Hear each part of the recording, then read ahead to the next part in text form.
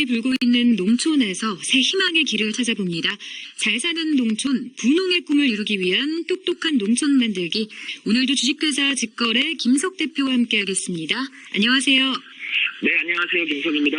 네, 농업이 21세기의 블루오션으로 떠오른다지만 이 맨 땅을 농장으로 일구는 일이 쉬운 일은 아니죠. 이 현장에서 우리 농민들은 농업의 높은 장벽을 마주하게 되는데요. 우리 농업의 현실, 지금 어떤 상황인지 먼저 살펴주실까요? 네, 우리 농업이 처해 있는 현실을 한마디로 말씀드리면 바람 앞에 있는 촛불과 같다고 말씀드릴 수가 있는데요. 네.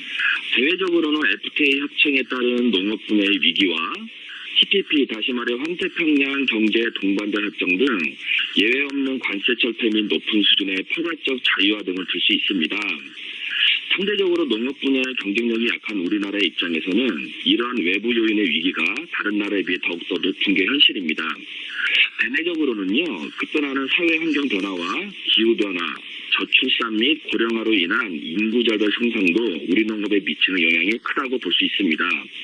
여기에 이러한 외부 위협과 사회 변화에 발빠르게 대응해야 하는 농업인들의 안일한 인식 부족과 태도, 중앙정부 및 지자체의 현실적이지 못한 농업 정책도 큰 문제라고 봅니다. 이렇듯 농업 분야는 사회 전반에 걸쳐 영향을 주고받는 분야임에도 이러한 문제 해결과 대응력 향상을 위한 전방위적인 컨트롤 타워가 없다는 것도 유일하다고 볼 수 있습니다. 네. 여기에 우리 국민들의 농업에 대한 신뢰 추락을 회복하는 것도 앞으로 우리 농업이 해결해야 될 가장 큰 과제라고 봅니다.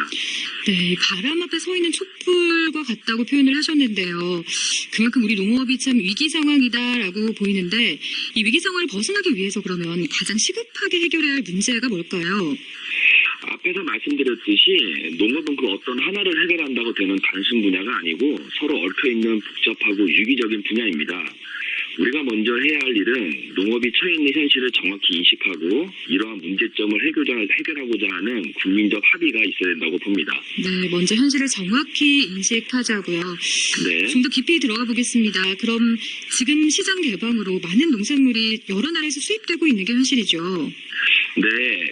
혹시 사회자께서는 식량 자금률이라는 말을 한번 들어보신 적이 있나요? 네, 간단히 알고 있습니다. 좀 설명을 드리겠습니다. 네. 우리 농업의 현실을 이해하기 위해서 먼저 식량 자금률에 대해 이해하는 것이 좋을 듯합니다.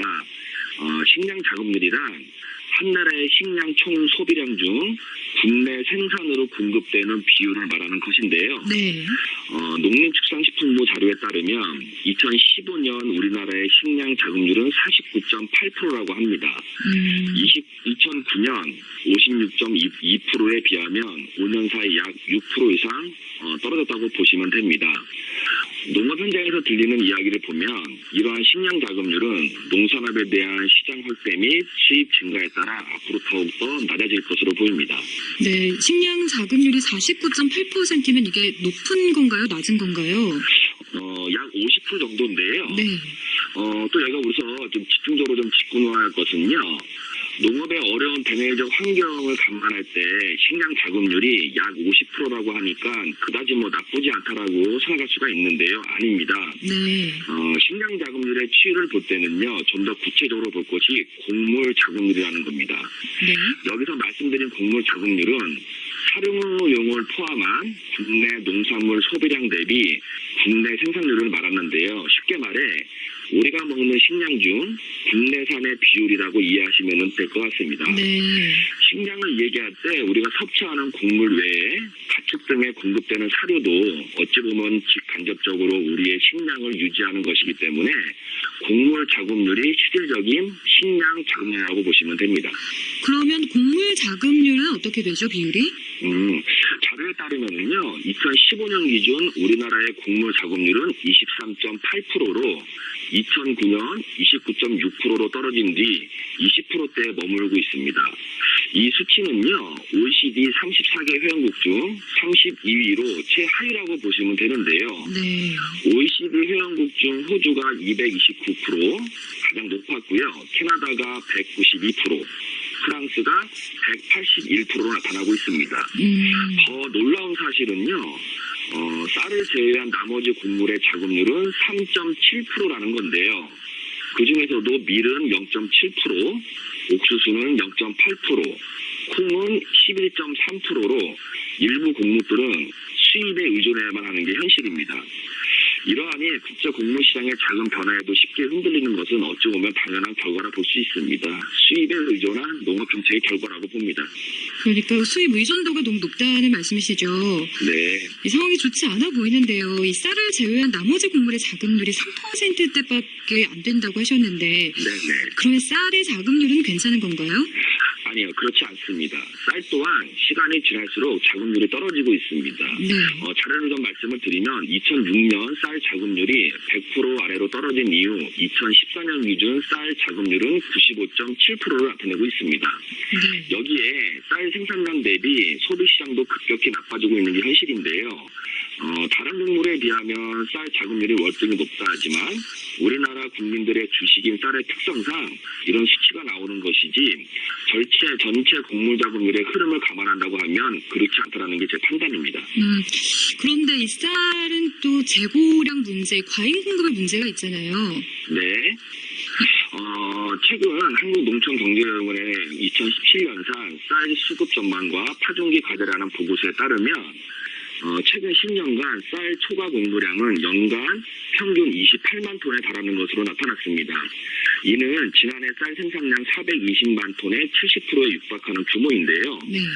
국내 쌀 생산량은 1990년대까지 공급이 수요보다 부족해 쌀 수매 정책 등을 통해 생산량을 늘려온 게 사실입니다. 그러나 2000년대 이후 소득 증대와 다양해진 먹거리로 인해 쌀 소비 감소가 가파르게 이루어지면서 쌀 공급 과잉 현상이 뚜렷하게 보이는 게 현실입니다. 또한 이 보고서에는 쌀 농가의 수취액은 영부의 직불금 지급으로 2005년 이후 안정적인 수준을 유지하고 있다며 특단의 대책이 없을 경우 올해에도 공급 과잉 구조는 지속될 것으로 전망하고 있습니다. 네, 이 과잉 생산으로 우리 농민들은 참 가을 수확기가 되면 풍년의 기쁨이 아니라 이 쌀값 네. 보장을 요구하면서 거리로 나서는 상황인데요. 네네. 이 쌀은 우리 주식 아닙니까? 앞으로 우리나라 쌀 시장은 어떻게 될까요? 굉장히 중요한 말씀인데요. 쌀 시장에 대해 전망을 해보면 국민의 식생활이 점점 더 쌀이 아닌 밀 등 다른 곡물 중심으로 변하고 있는 게 가장 큰 문제라고 봅니다. 네. 지자체의 쌀 소비 증가를 위한 정책 중 쌀을 활용한 가공식품 예를 들어 빵, 떡, 막걸리 등을 개발하고 권장하는데요. 이러한 정책은 쌀 소비 시장의 단기적인 증가 요인은 될 수 있지만 장기적으로 볼 때는 바람직하지 않다라고 봅니다. 네. 또 하나 쌀 시장의 전망 중 규모가 가지고 있는 약점 요인으로 1인당 쌀 경작 면적이 0.04헥타르에 불과하다는 겁니다. 참고로 미국은 1인당 쌀 견적 면적이 0.15헥타르, 프랑스는 0.32헥타르, 독일도 0.15헥타르입니다. 결론은 지나치게 좁은 견지 면적에 쌀 생산의 한계도 쌀 시장 전망이 좋지 않다는 것을 반증한다고 봅니다. 네, 곡물 자급률이 너무 낮다라는 우려가 있고요. 또 우리가 생각해야 봐야 할 부분은 없을까요? 농업의 고민거리를 말하자면 좀 오늘 하루도 모자랄 정도로 굉장히 많은데요. 네. 그중 드리고 싶은 말씀 중에 또 하나는 푸드 마일리지라는 겁니다. 앞에서 말씀드린 농산물 수입과도 같은 얘기인데요. 네. 푸드 마일리지라는 것은 식품이 생산, 운송, 유통 단계를 거쳐 소비자의 식탁에 오르는 거리를 수치로 나타내는 것입니다. 예를 들어 2톤의 식품을 50km 떨어진 위치로 운송했다면 푸드 마일리지는 2톤 곱하기 50km 따라서 100톤 per 킬로미터가 되는 것이겠죠. 네. 결론적으로 푸드 마일리지가 없다는 것은 수입되는 양과 수입되는 거리가 높다는 것을 말해주는 것으로 식품의 경우 신선도가 떨어지는 것은 물론 식품을 운반하는 거리에 따른 선박, 비행기 등이 배출하는 탄소량이 많아 지구온난화를 가속시키는 환경오염의 원인이기도 합니다. 네. 이러한 푸드 마일리지를 줄이기 위한 방법을 강구하는 것도 우리 농업이 고민해야 될 과제라고 봅니다. 네, 푸드 마일리지가 높을수록 안 좋다는 거네요. 네. 지금 우리나라의 푸드 마일리지는 얼마나 되나요? 우리나라의 식품 푸드 마일리지는요. 2003년 3,456톤 per 킬로미터에서 2007년 5,121톤 킬로미터, 2010년 기준 7,058톤 per 킬로미터로 농업 강국인 프랑스의 739톤 퍼 킬로미터의 약 10배로 매우 심각한 수준입니다. 네. 여기에 서구화된 식생활 변화와 국민들의 전통 음식 조리법 인지도 하락 및 수입에 의존한 농업 정책 등의 이유로 우리나라의 식품 포도 말리지는 더욱더 악화될 것으로 보입니다. 네, 오늘 똑똑한 농촌 만들기에선 우리나라 농업이 처한 현실에 대해서 알아봤는데요. 이 먹거리를 뺏기면 나라를 뺏긴다라는 식량 안보의 정신이 그 어느 때보다도 필요하다고 봅니다. 똑똑한 농촌 만들기 주식회사 직거래 김석 대표와 함께했습니다. 고맙습니다. 감사합니다.